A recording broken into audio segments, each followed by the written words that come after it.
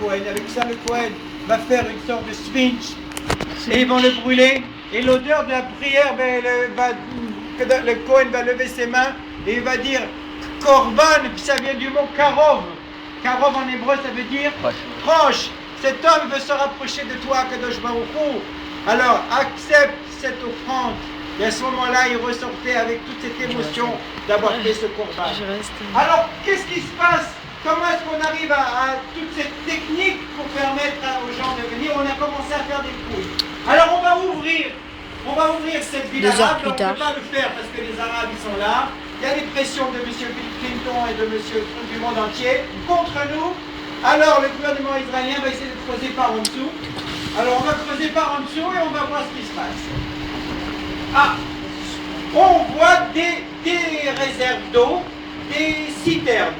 Mais ces citernes sont des maisons anciennement construites de l'époque des Romains, après le Beth Amikdash.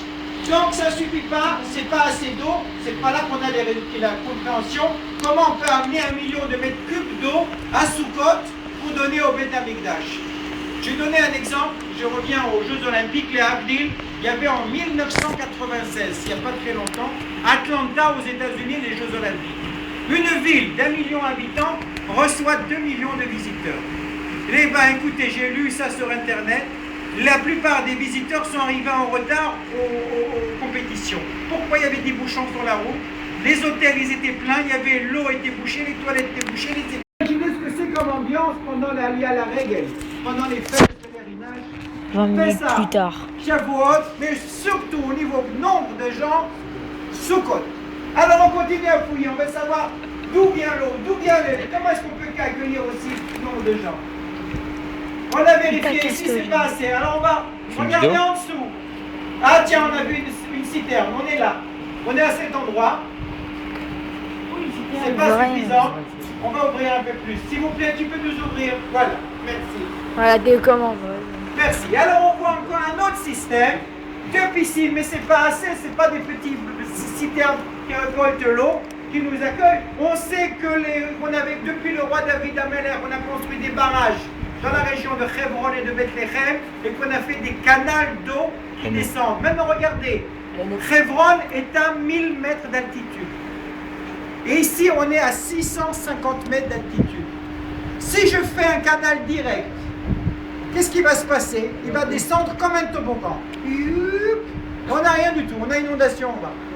Comment est-ce qu'on fait arriver l'eau en permanence, couler? Il faut, pour le tunnel, pour le canal, une dénivellation permanente de 1,1%. Un quart d'heure plus tard. L'eau ne coule pas. Et donc, il faut des ingénieurs pour calculer en permanence sur 60 km de canal cette dénivellation. Aujourd'hui, pour faire ça, j'avais les élèves des ingénieurs des grandes écoles, ils ont dit il nous faut des computers, il nous faut des marchés, des ordinateurs et des calculs.